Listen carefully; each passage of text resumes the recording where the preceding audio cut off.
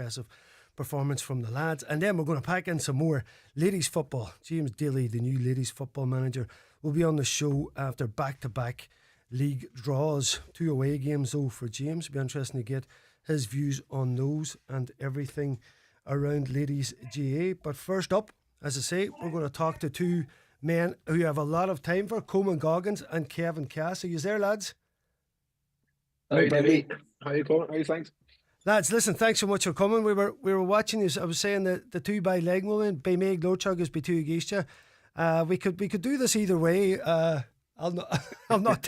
Let's go a square. That was a joke. That was a joke. Good man.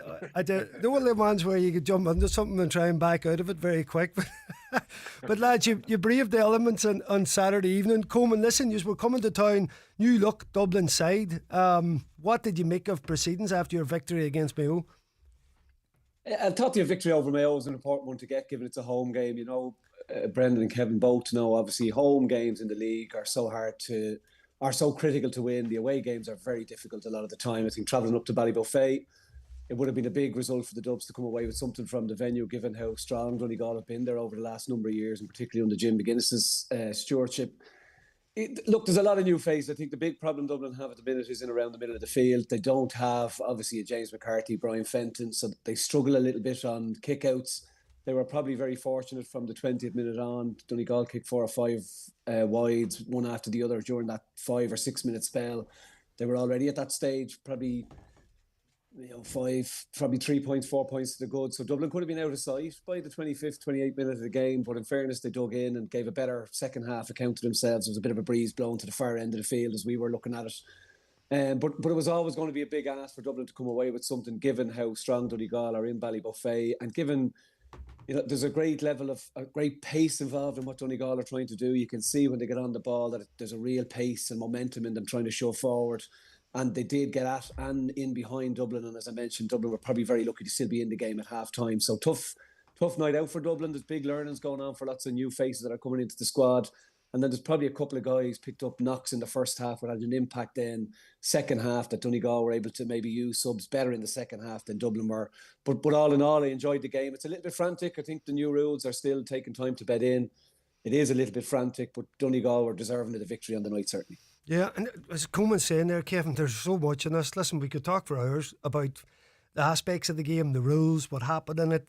As Coman's saying, the players gone off injured. Desi complaining about, Segerson. There's so much in it. But just before we get into all the talking points, Dublin coming to town, as we know, this Dublin team very much new look, Kevin. I know, listen, they did put it up this for a large amount of the game. You look at obviously Fenton, McCarthy, Jack McCaffrey, Mannion, Cluxon. We could go on.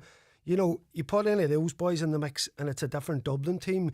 What did you make of his opening day, Kevin, in terms of our own lads? So was it a matter of just of trying to assess the between the rules and first game of the season coming into this game and just seeing how it would pan out? Because there's certainly a lot of factors in that game, particularly I would say the pressure on kickouts, for example, which there was a lot of learning to be got from. Yeah, definitely. And obviously, we, having missed our first league game, it was our lads' first real opportunity. Listen, they've probably played countless challenge games and in-house games, but it's not until you go into the competitive environment that you get your bearings. And I think Jim would be happy enough.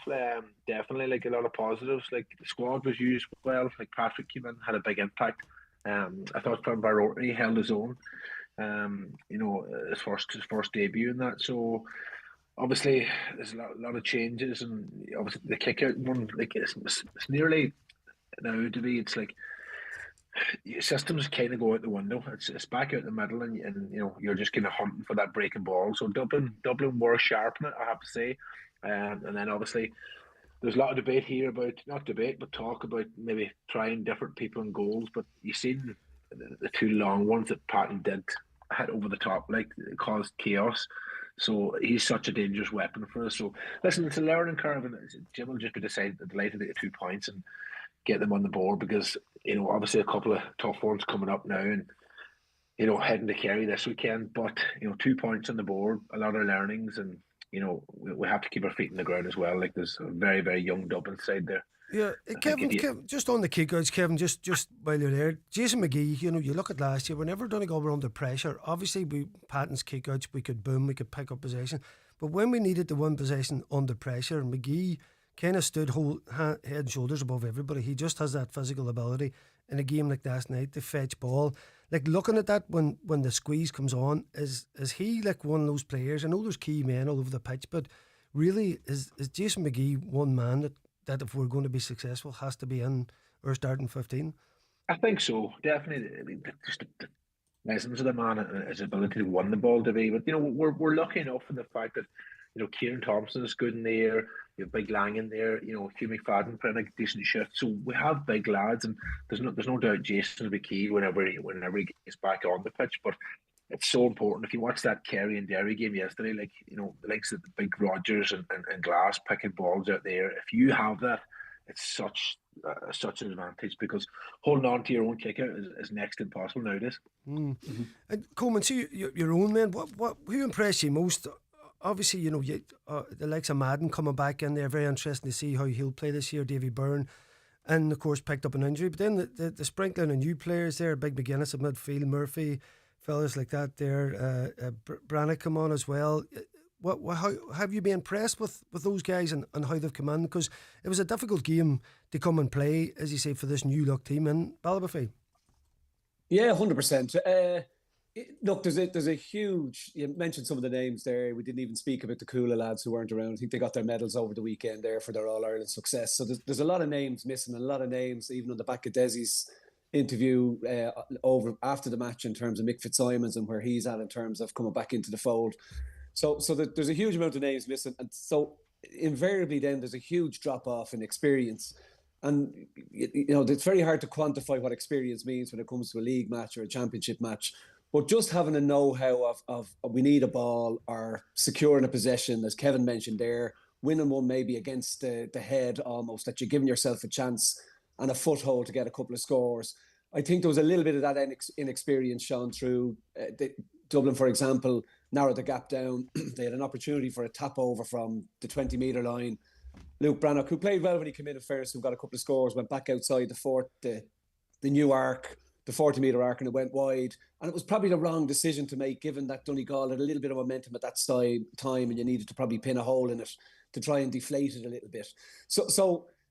Given the drop-off in experience, you know, for any of the guys to tug out there without that level of experience and support around you, you're going to have to learn very quick in terms of dealing with the pressure that comes at inter-county level, at that level in terms of the league. Jim McGuinness has an aura about him, rightly or wrongly, in terms of, you know, people have this great expectation around strategies and tactics. So there's always going to be huge focus on what Jim brings, which means for young fellas coming into a Dublin team, you have to be on red alert in terms of what's he going to try and spring here and what's he going to try and play that we need to be able to tune into. So a long-winded answer to your question, Brendan, I guess. There's a steep learning curve ahead of a lot of the Dublin guys that have come into the setup, but you can't but be impressed by how they've tried to get in and get around what they're trying to do, particularly some of the subs who come in there in the game as well. They came in early, they got game time. They could have easily been out of it before half-time, but really went after the game in the second half, which is a real positive for Dublin. Obviously, you'd love to come away with something or get points on the board. But when that doesn't happen, then you have to look and say, well, where did we have wins in terms of performances or impacts? And I think from Desi's point of view, he's getting to see, you mentioned Luke Branagh, for example, somebody who's come in 2 games now in the league, has managed to kick a couple of scores. Keane Murphy is probably starting to grow into more leader around that centre-back or, you know, half-back line. But we're probably just a little bit like James Madden didn't get the best run of it at the weekend, probably got a little bit of a knock and came off. So we've struggled around that middle third in terms of that 8 where you're really being asked to do the donkey work and trying to get up and down the field. And you heard Jim after the game, Desi mentioned it, I think a few others, you know, the interchange or the additional sub. It seems to be, you know, that it's not that fellas are getting fitter. You're just being asked to be at a higher level much more often.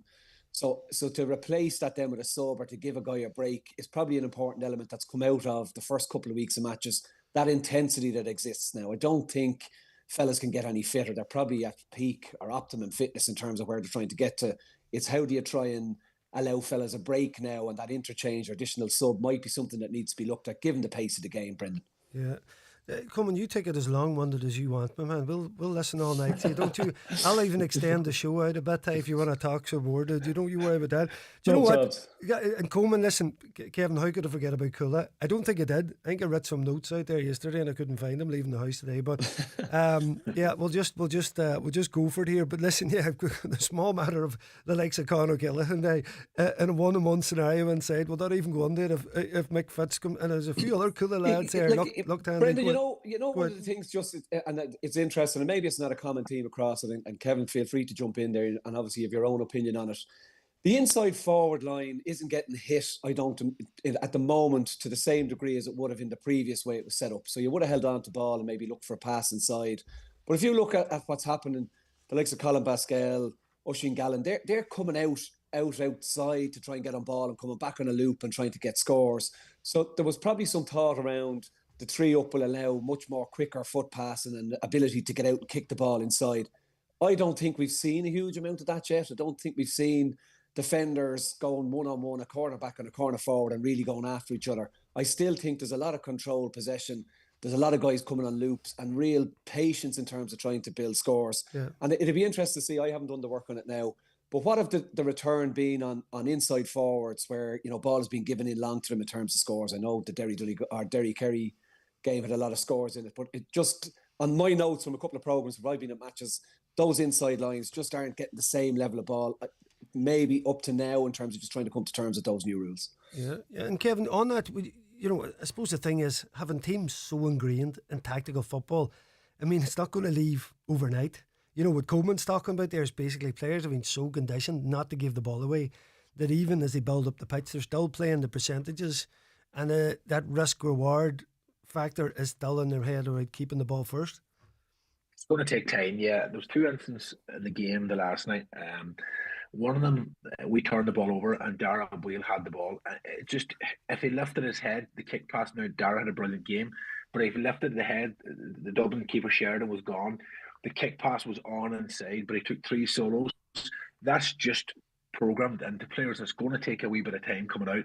And the second thing with Coman was that I would agree, we've probably seen Kerry do it a little bit more yesterday. But there was one time, I think there was 2 or 3 minutes left in the game, and we had the ball in the middle, and Paddy McBurdy was 1v1 inside. And you could see Paddy thought about making the run, but then he thought to himself, Jesus Christ, I'm a 45-metre sprint here. Do you know what I mean? Yeah. So there's that element. I don't think, when we were on about bringing Murphy back in, I think we all thought that this inside forward was going to be played differently. Yeah. You need serious pace in there because there's that much space now. We went from having 0 space to having 45 metres to run into, Yeah, it's a huge thing. And, on that, Desi's interview was interesting after Coman. I don't know, did you hear it? Because he was on about your shot selection, which caught you out, I suppose, but in many ways it almost cost Donegal because of their shot selection first half. I thought in many ways that area of space that opens up now for a forward to shoot, whereas last year you'd have says you've got the opportunity because it's a packed defence, take the shot on. This year I don't think you need to take the shot on because there's so many options that you will get, and I suppose that's that programming again, because I think Donegal went for a few shots in that first half in the 8 wides where they could have worked it to one more man, and I think that probably happened Dublin as well, which is interesting because I thought Dublin would have learned from that and worked the ball a bit. I know Big Lahaf threw the shoe at 2 of them, and I was thinking to myself straight away, he should have worked or give it to someone with maybe a bit more of a cultured foot, because that's when Dublin came within a point, it was only 12 or 14 in the second half with the breeze pushing up in Donegal's kickouts. At that point, Coman, if you're looking at it from a neutral's perspective, it was real advantage Dublin, but certainly they're shooting and they copied Donegal in many ways.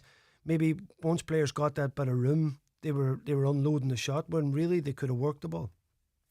Yeah, I was just looking at notes here. I think 54 minutes in or around about that time, it's 15-14 to Donegal, and then Dublin were outscored 5-2.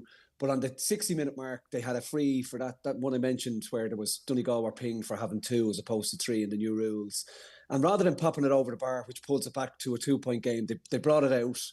It went wide. They did get a score after that, not long after that as such, which then narrowed it down. But I think it kind of fed back into the momentum. And I think that kind of speaks to what Desi was talking about in terms of the shot selection. We've all been there where you feel a bit of a breeze blowing. Yeah, I was going to say blowing the hair on the back. I don't have the hair now blown anymore. It's kind of just a hollow kind of breeze that blows across the forehead now, or a 6 head as it is. But I think when you feel it behind you, you tend to take on a shot when maybe there is a pass there, Brendan, to your point. And I think when you feel the wind on your back, you think, yeah, I have an extra couple of metres in where this is going to land. Dublin dropped a couple short in that second half as well as 6 wides that they kicked. So in terms of the shot selection, they were well in the game. They definitely stood up second half, given that they had the breeze behind them. But you have to give great credit to Donegal, who, feeling the bit of breath on their neck in terms of Dublin coming after them, managed to be very patient and were very accurate with their shot selection in those last probably 10 or 12 minutes, and got the right guys on the ball at that time in terms of shooters. You mentioned Paddy McBrearty, Oisín Gallen got a couple of scores as well. So they were looking to get the right guys at the right time. And the whole thing of, the possession over and back, there was a spell of maybe 2.5, 3 minutes where Donegal absolutely tortured Dublin. They went over and back, left to right in those last couple of minutes, winding down the clock, making Dublin. And it was clever game management at a time when you were just thinking, we just need to hold on to the ball here. Don't concede anything silly and the game is ours. And they did a great job of it, which, again, with the new rules, we were probably hoping you maybe wouldn't see that element of the game. But I think with the goalie coming over the line, giving you that additional player in the last couple of minutes, allows a team to manage the game properly, particularly when, in Dublin's case, they'd maybe use the subs earlier than they wanted to. Yeah. And listen, Kevin, you know all about Breeze behind your back, because the Breeze carried that ball over the bar in Croke Park against Kildare 2011. Well, I think he just popped it up in the air, but no, listen, probably one of the greatest points we'll ever see. Let's be honest. I think you'll agree with that one, Coman. Listen, Kevin, on that there, the goalkeeper coming out, I mean, I'm kind of scratching my head, right? If you're going to come out, what is the point to it? And I think when again, first game, right? So I don't want to.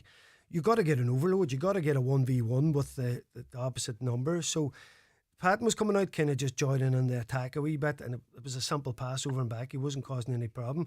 But I thought Sheridan coming bombing out. I mean, it was actually, I found it a bit humorous, to be honest, because he was making this mad play inside. To me, his body language said that he was never going to be given the ball, but he was trying to maybe take up a position which would cause some problem. But I didn't see one Dublin player actually look to think, I will kick him the ball. In the first half, he would right inside, made a couple of runs in the round. Now, if Dublin had squeezed across to one side at that point and left him in another, it would have been a dangerous position, but they didn't do that. And then in the second half, he put one right in on Patton at one stage.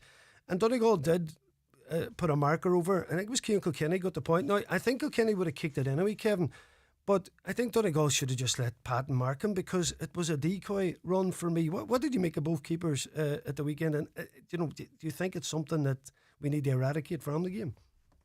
Listen, I can't see them changing this, because I think they want to have some kind of innovation within the games, and having the keeper comes up.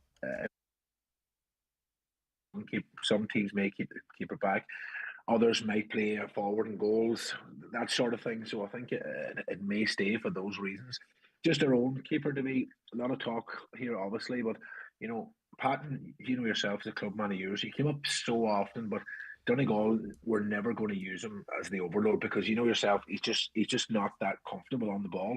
He's a superior. The weapon we have with his kickouts, that's what he's so important to us for. On the other hand, then Sheridan, I think Donegal handled him well. He was doing those runs against Mayo as well, but he was dragging Mayo slightly out of position. Donegal didn't allow him to do that to him. They let him bomb forward. They were keeping an eye on him, yes, but they never really kind of pushed over and left somebody else free. So obviously Jim and them had looked at that and they knew this was coming. So listen, it's interesting to be. Some keepers, you see Ethan Rafferty played it brilliantly. He's obviously comfortable in the ball, so it just really depends what you're going for. Like, do we want to give up the likes of Patton's kickouts so that we have somebody who can create the 12v11, or do we want to stick with Patton's kickouts? That's such a dangerous weapon for us, Where do you stand on that, Coman?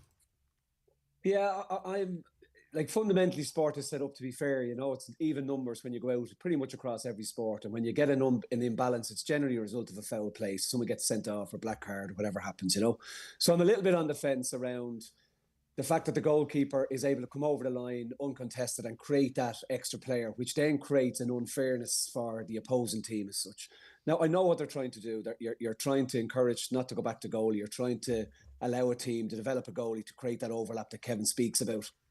But I think anytime you go to a sporting event, it's to see a fair contest. And I think with various levels of goalkeepers across all the county teams, you're invariably going to get keepers who are exceptional, can play out the field, versus keepers who are less comfortable at it because they just don't have the skill set or developed out the game sense around it. And I think from an overall rule, it creates an unfairness, in my view, just an opinion on it, that if a fella's allowed travel over the line, then I think he should be able to be tagged. That then puts the goalkeeper under pressure in terms of that extra body. Now you have to be a little bit clever and smarter with the ball and what you're trying to do with it. I agree with Kevin. I think it does create a little bit of difference or mystery, so I don't see them going changing it. But I think it impacts on the game by its very nature that you're allowed a one player up. And if you have a goalkeeper to the likes of Niall Morgan or Ethan Rafferty or someone who's well capable of playing ball, you're invariably going to have a significant advantage over a team that doesn't potentially carry someone like that. So while I see that the merits in what they're trying to do, I think it's unfair in terms of allowing an imbalance between teams because you've a guy who's more comfortable travelling over the line. And you're having the goalkeepers are having so much of an impact now. You've seen the scores Ethan Rafferty got. That you just wonder, is it fair across, what you're trying to create in a sporting environment? That'd be my opinion on it. Yeah, listen, I agree. Anything that ends up being like an unfair advantage, like a team, if you're a man down, that's because someone's got sent off, and it's unfair that certain people can come out. And really, your question mark in the whole thing of goalkeeping, then that you're playing outfield players and all the young keepers that are coming up, want they represent their county. They may be thinking, I may go and play another sport. I think we're in a dangerous zone. I would rather a keeper as a keeper. Kevin, 12,500 in Ballybofey. I mean, you talk about interest, the rules, the game this season. I know it's difficult in refs. We're on about the 7 rules enhancements. There's 47 for them. David Goff was scathing about it. He was in Ballybofey last night. His last interview talking about when the black card came in, there was 5 rule changes. Now there's 47. So huge heat on the refs, Kevin. But my God, there's some talking points here. There is some excitement. I mean, you mentioned the Kerry-Derry game.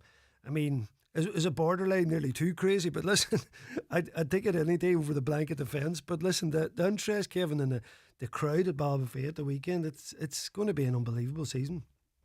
I can't remember the last time there was this much hype around, especially the league, lads. And isn't it great that we have positive things to talk about instead of some of the stuff that we watched the last number of years. And listen, the guys in the FRC were given a remit, and listen, they've ticked every single box, because I know, yes, the keeper one is probably the one that there's a little debate about, but even the dissent one that we all thought was, you can see where they're coming from and the change that they're trying to do culturally. And it will change. You see lads even, we were talking a couple of weeks ago, lads will never be able to hand the ball back. So you seen the last night, every last time they just hand the ball back to the opposition, the game's gone again. So listen, I think it's absolutely fantastic that the changes that's happened, and just for us as GA people to watch them, it's absolutely unbelievable. Listen, obviously a lot of focus on the referees, but I chatted to David Goff off air after, and I just said to him, what is the general thing? They said, listen, we don't have any problem with it. And one of the things was that they were told is, the referee always has to make a judgment call. So listen, you make it some wrong, you make it some right. That's still the name of the game. So they're comfortable enough to operate within them, kind of rules. Yeah, and listen, that's first class. Coman, just last one there on the rules. And Kevin obviously chatted to David Goff. He seemed very much like Jim Gavin was driving the whole ship. He was really the only guys that he talked to. Does there need to be, I suppose, an element now of the ability to edit what's good and bad, that they have to make the right decisions? I was on Smaller Fish there with Woolley, and that he actually sent across, a poll that he did around what rules, because obviously it's all GA people and they were inputting in that, but he was saying there's no other avenue for that to happen around the FRC for people to report back. So there does need to be some tweaking with this coming. I suppose that's the big thing in terms of what was brought in now, that they'll have, I suppose, the gumption that what's out there, what's working and what's not, and be strong enough then to make a final call on this, because we definitely need everything sorted before championship. Because all right, Coman, you maybe get caught out by a decision in the league, but come championship and it's all on the line, we need to make sure that everybody's on the one page, and there's no indiscretion for me, even the likes of the 50-yard penalty. It can be a very tough one for an accidental indiscretion. Do you know what I mean? There's certain things in there I'm not that comfortable, particularly a 2-point free for example. So there's wee things in there. To be honest, I don't really like the Art Killer. I don't like the two boys. No, yeah, I'll stop there. That's what you really think, Brendan. I'll stop there. Go ahead. Go. Yeah, no, I think I agree with Kevin there, and I think that the data is going to tell a tale around what they see and then how they tweak that. I think to Kevin's point around the excitement, the crowd that was in Ballybuffet, the scores that we're seeing, like would Donegal and Dublin have served that up under the old style rules? Debatable. Kerry and Derry probably wouldn't have served up what happened, under the old way of playing as such. So I think you can see what the impact is. I think the data will tell a tale around what's retained and what's kept, and then what's looked at. Like we played an under 15 match here today, just a challenge game, and the tap and go solo. Like to see it in action there with young lads is brilliant because they take off running and it's madness. It's chaos, like, and there's people trying to react to it. So you can see where the pace has come into the game, an opportunity to try and get scores. I wouldn't fancy being a cornerback anymore, but so I think the data will tell a tale. I think if there has to be look at and say, well, what works, what doesn't work, and then where can you apply the tweaks? And I think then from a referee's perspective, inter-county refereeing is not that it's easy, but you have a couple of linesmen, you have umpires, you have guys on the sideline. You step all this stuff down into club football. It becomes very difficult for one individual to try and see everything that's going on. Is there 2 up? Is there 3 there? Did he tap and go? Where did he take the free from? Where does the descent start and finish? So there's a huge amount of work that needs to be done. And it's a bit like the players, I guess. For 10 years, they were conditioned to play one particular way. Now they've been asked to play a different way. Referees have been asked to ref in a particular way. Now they've been asked to look at that a little bit differently. And then coaches were coaching in a particular way. Now you have to step back and try and help everyone to understand how those rules play out. So there's a massive learning curve for everybody within this, but I think there needs to be a breath taken, share some of the findings from the first couple of league games, maybe over the next week or so before round 3. And let's see what it's telling us in terms of the impacts of the rules, the positives and the negatives, and see how then they can be addressed going forward. Yeah, listen, that's first class. Coman, thanks very much. Coman, by the way, I think you'd have handled yourself fine. Now, I didn't even get a chance to talk to you about your battles with Adrian Sweeney back in the day. We'll have to get you on again. I'm not sure if they were battles or Adrian just taught me a lesson or two on those meetings, And remember the famous draw there, and then Cass and them all went to Temple Bar in the beer. Do you remember that one? Allegedly, you have to say allegedly. Sorry. Joe, will you edit that? Edit that out. Allegedly. Always put allegedly in, Brendan. We'll sort that out for the podcast so Cass doesn't. There's no litigation there.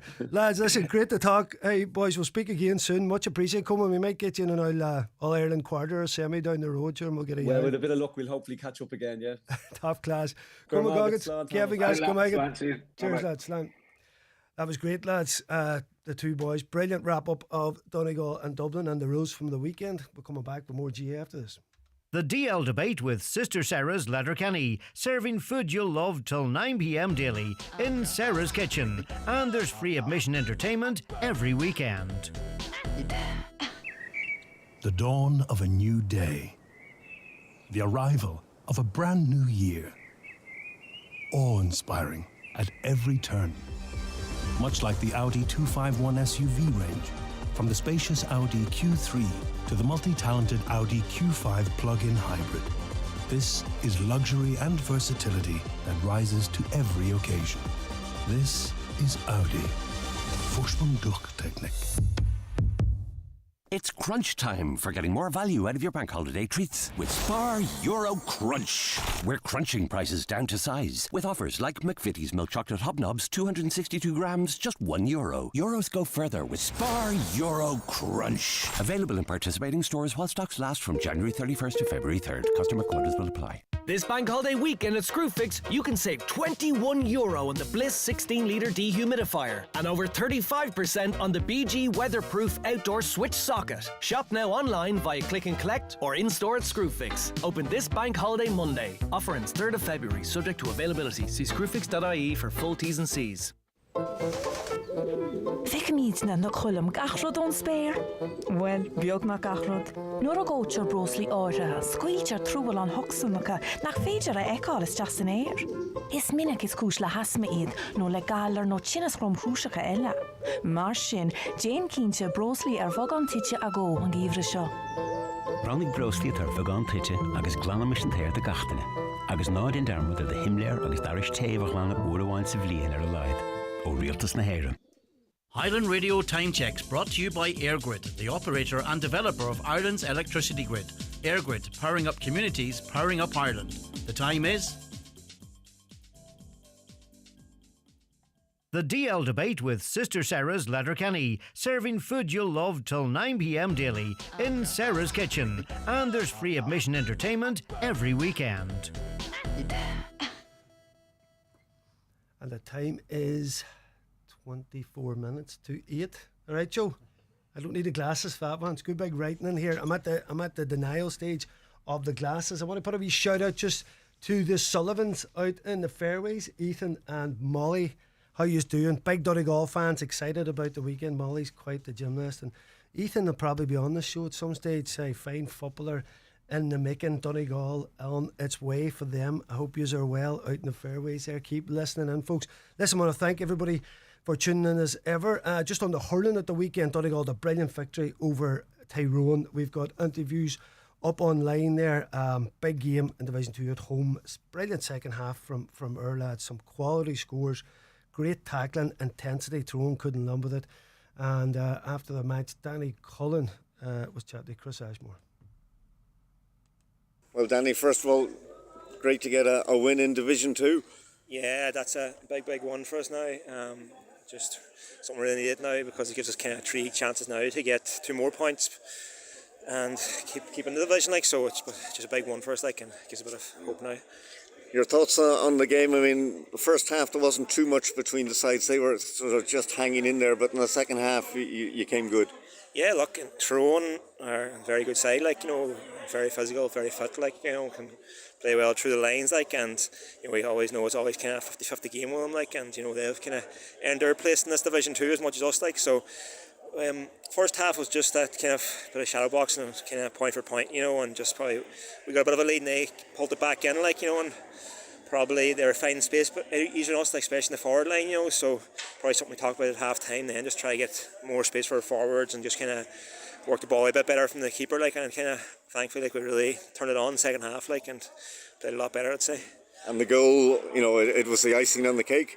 Yeah, definitely. That was the kind of breathing space for us, like, because, you know, 4 or 5 point leads in hurling is nothing, like, and that's especially coming down the stretch, like, you know. And I think the boys just worked the ball really well, like, and I can't remember, Sean Ward maybe got the flick across and Connor finished it well, like, and that was just, it was a well worked goal, like, and just something that kind of sealed it for us, like. Yeah. And Sean, very much a good game for him, got some fine points. Yeah, look, that's Sean's a fantastic player, like, and especially when he's on it, like, you know, he can score points from anywhere, like, and today he's really showed it, like. So hopefully now you just kind of can continue that form now on into the rest of the games, like, and we look forward now to down Kildare and Kerry, like, and Derry. That's 4 chances to get, or 2 points, so look.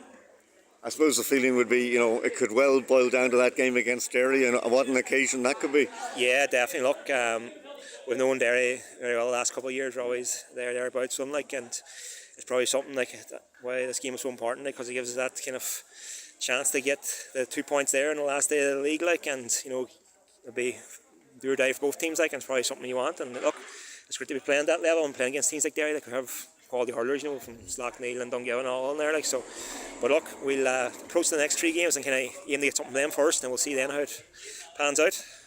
Yes, Danny Cullen there chatting to Chris Ashmore. You know, Donegal hurlers, just Mickey McCann, what a job, like, what a team, you know. You go back there 6-7 years ago, Donegal could have dreamed it playing at this level. So the evolution of the team, the growth of the team has been first class in it too. That was some second half performance there. You know, in a tight game, a point and a half time, absolutely blew thrown away. Second half, Down up next, you know, Down obviously very talented team. Difficult assignment, but you know, you grow into these games, and fair play to the lads. Say a big season ahead for them. Now we're going to switch our attention to the MacRory Cup final, and I have Abbey VS manager on the line. How's it going now, Mr. McFadden? Hello, Brendan. How's things? Do I have to call you Mr. McFadden, or can I call you Stuart? You can call me Stuart, no bother. You never know. I'm sure the students call me something else too, but we'll not talk about it. You might have a wee nickname on there, so there's no harm. That's what school's about, huh? Exactly. Hey, listen, they talk about the best days of your life. Sure, this has been such a time for Abbey. You know, the McLaren Club won last year, and you know, going into MacRory, which Donegal teams for years going in there. You know, there was such strength to these northern school teams, some just, you know, teams with some unbelievable history. And here you are now, one game away against St. Pat's here on the 9th, Celtic Park. Look, it's been an unbelievable time for the school, I suppose, over the past 3 or 4 years. Steadily building kind of a bit of a team there. Now, if you asked us back maybe 5 years ago, would we have been playing MacRory Cup football?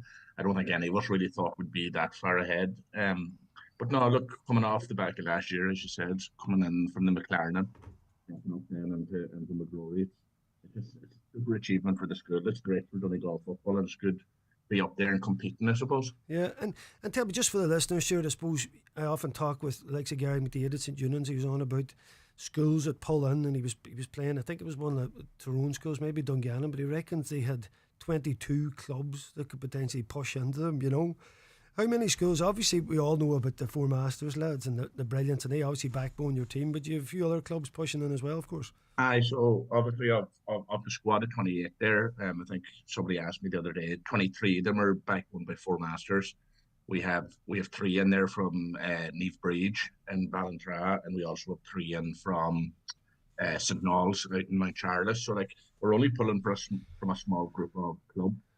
I think the day we played Coleman's in the quarterfinal, it was Peter Campbell from the Democrats. They had listed 24 different clubs. 24. It's just unbelievable. As we're talking here, Stuart, from my St. Eunan's perspective, it scares me a small bit that you could get to this level, you know, with this Four Masters. Man, it would scare me a bit as well. I get you. You'll have the inside track on them. That's the only thing. They'll be calling you up. Listen, that's one for another day. Tell me, just the lads at school. Obviously, these guys are involved in a lot of teams now. Stuart, is there a balancing act with keeping the freshness going, or is it just the particularly these big games? There's no holding these lads back.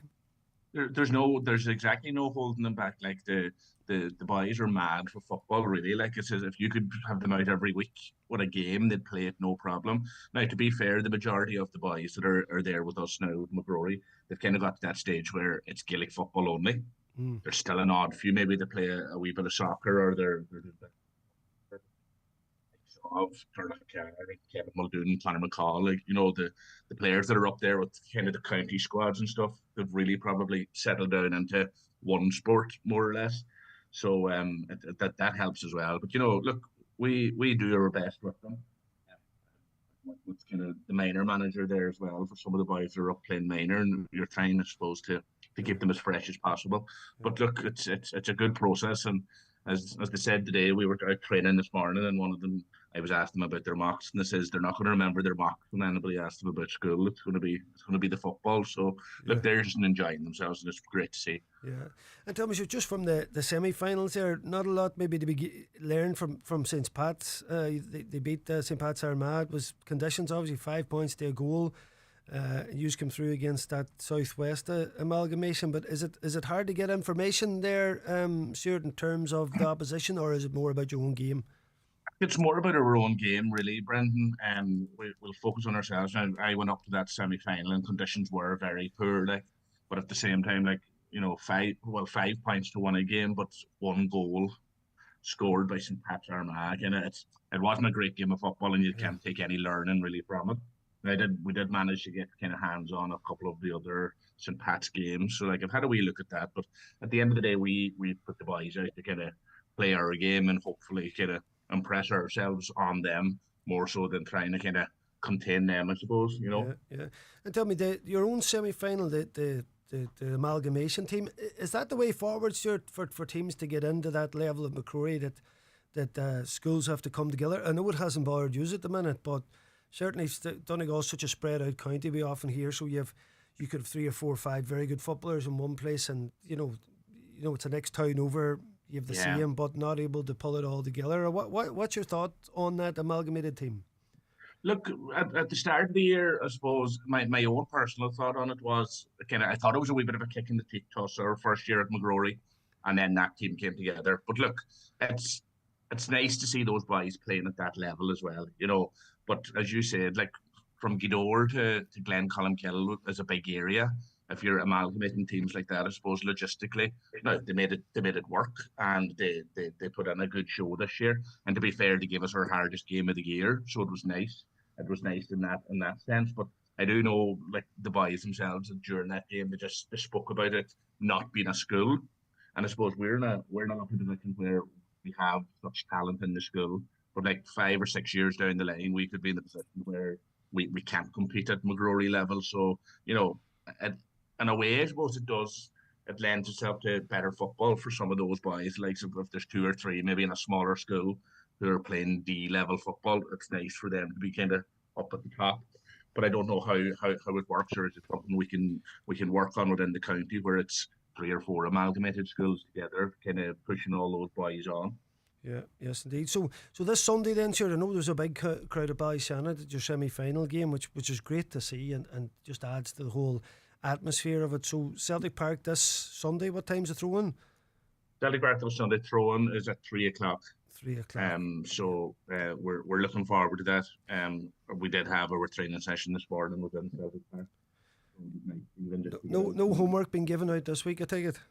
Well, some of the Leaving Cert boys are starting into their mocks on Wednesday. Right. So very little homework and maybe very little studying happening too. I'll have them studying my homework and everything else to kind of go out the window. Sure, that's brilliant. Listen, what a story. I mean, it's just been a phenomenal time and fair play to Abbey VS, because Dogwood flying the flag, folks. Listen, you can't underestimate how strong those colleges are around the north there. Normally Donegal teams can't mix it, so phenomenal to be there, Stuart. We wish you all the best in the final. Cheers, thanks very much, Brendan. Cheers. Stuart McFadden there from Abbey VS. Fair play to him. As I say, wishing them all the best. After the break, we're going to talk ladies GA. The DL Debate with Sister Sara's Letterkenny, serving food you'll love till 9 p.m. daily in Sara's kitchen. And there's free admission entertainment every weekend. Let's stay in and watch a film. Don't forget to switch the lights off. Will you pop the kettle on? It's freezing. Switching things on and off this winter and searching for ways to save? Here's a switch that can really help. Sign up to one of our great value smart meter plans and save up to 30%. Visit electricireland.ie. EAB €1,199 based on 12-month home electric plus SST saver electricity. Discounted unit rates with online billing, direct debit and VAT. Smart meter required. Subject to change. T's and C's apply. January's a big deal in the Virgin Media Playhouse. See how great value plays out for you. Get €100 off your bill. Our Wi-Fi guarantee included for free with our fastest broadband speeds and no activation fee. That's uninterrupted Wi-Fi guaranteed everywhere in your home. Switch today at virginmedia.ie. Virgin Media. It's playtime. Subject to location and availability. T's and C's apply. New customers only. Offer applies to 1 gig and 2 gig broadband. €100 bill credit applied automatically to customers' accounts on April 1st, 2025. The Wi-Fi guarantee ensures minimum download speeds of 30 meg in every room. Offer ends February 5th, 2025. We all love to get the most out of things, like a sunny day, while it lasts. In Ireland, it can be hard to get enough vitamin D from the sun. But did you know that 90% of us also don't get enough vitamin D from the food we eat? The great news is, Avonmore Super Milk is fortified with vitamin D, helping us to absorb calcium for healthy bones and supporting the immune system too. Avonmore Super Milk, the most super our milk can be. Figures based on FSAI 2023 vitamin D study. Every year, hundreds of thousands of gamers play with friends online. Our full fibre broadband, available in every county across Ireland, means they can stay connected no matter where they are. Connor, cover me. I'm going in! Every connection counts, which is why Ireland can count on our network. Vodafone. Together we can.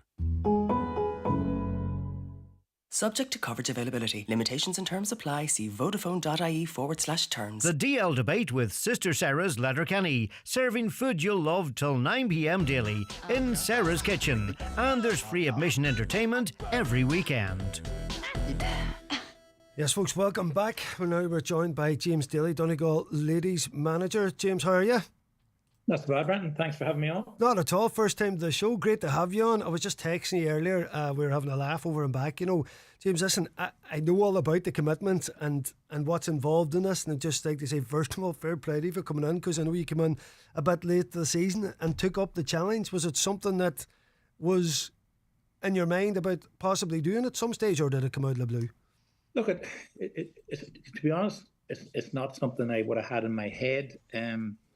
But Donegal ladies for me has always been at the the pinnacle of ladies football. But for me, over the last 15, 20 years, and they've had great teams, and I've been on the other side of them, playing against them, and I built up a great relationship with some of the girls, and when I got the call, was I interested, from Karen Cuttery, I says, look, I'd love to have a chat with you and see what the story is, because, as I said, it's a big job, and it's it's a kind of a team that's in transition, so it's just a wee bit more of a challenge, but we're looking forward to the challenge. Yeah, and tell me, James, when you took the job, then have you a backroom team that you would use, or did you have to pull one together, or has all that happened bit by bit now?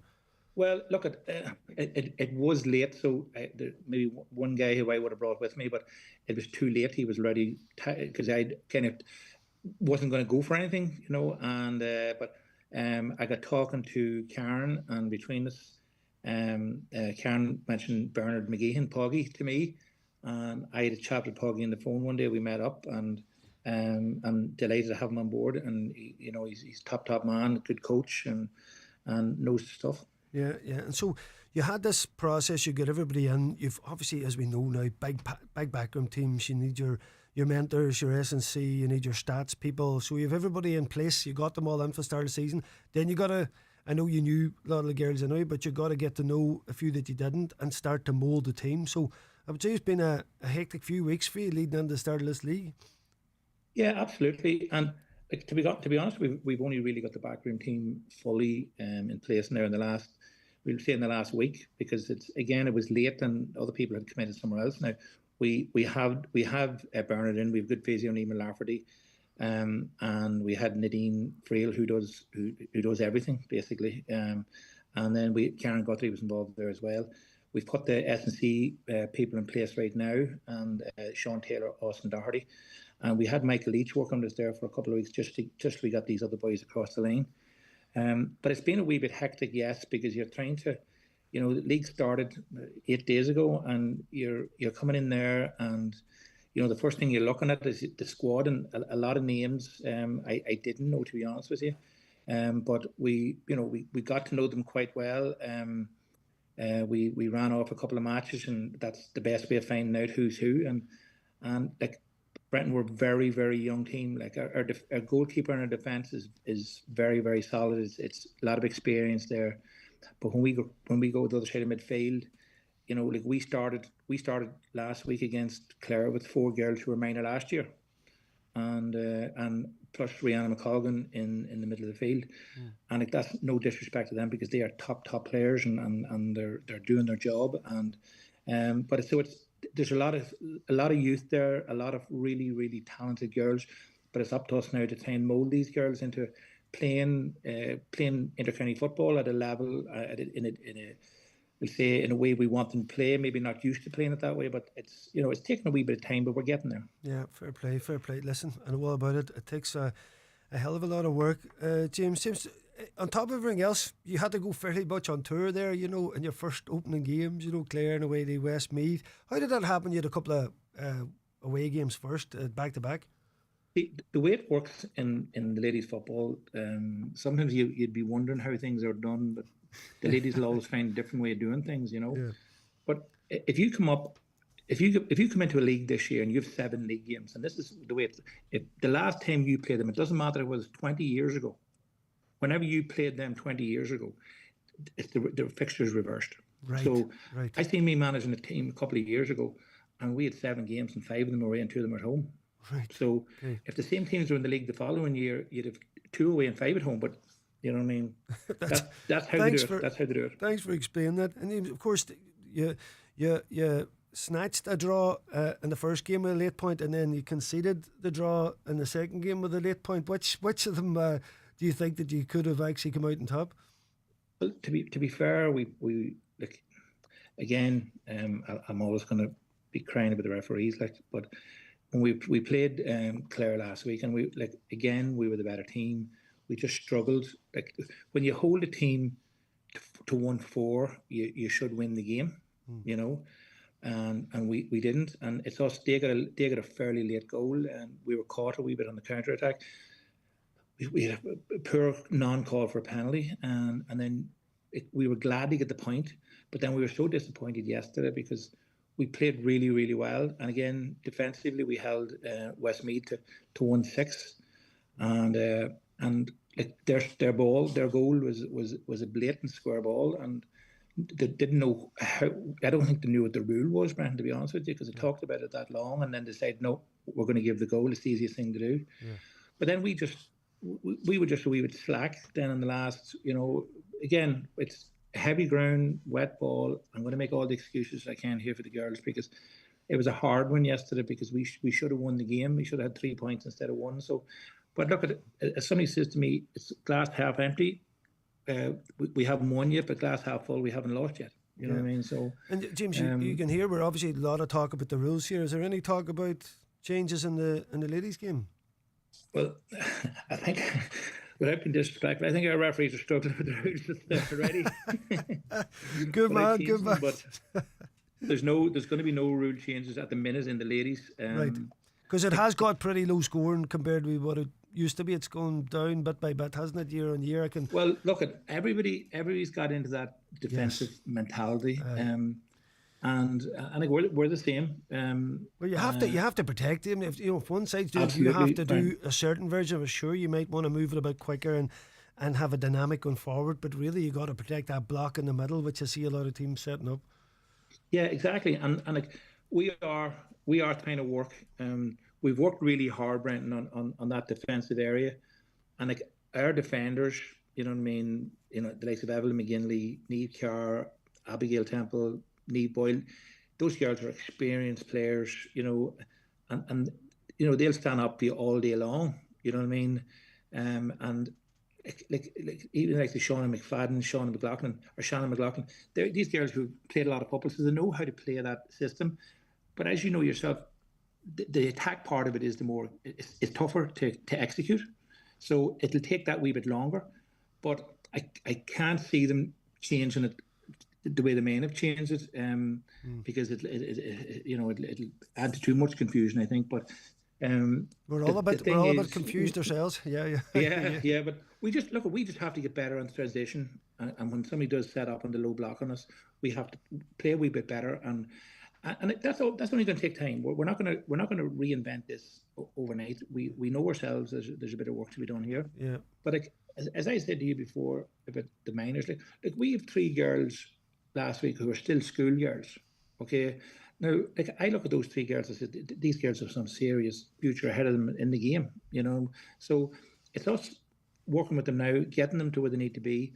And when you have forwards and you have the likes of Karen Guthrie, who's on the line and training with us every night, they're only going to get better, because she was there, done it all, and can pass super that on to the girls. Yeah, super player. James, listen, I say what a great lady Dave in the background in terms of experience and just the passion for the game as well. And James, listen, we're down to the last couple of seconds of the show. Thanks very much, James. It's great to have you on for the first time. We'll be talking to you as the season goes on. We wish you all the best throughout the league. Thank you, Brandon. Appreciate it. Top man. Fair play there. All right, bye. Thank you. Cheers, man. That's James Daly there, the ladies' football manager. Fair play to them. Wishing them all the best in Division 2. Let's hope we get promoted. Joe Dex is ready. We're ready to rock it up. Stay tuned, folks.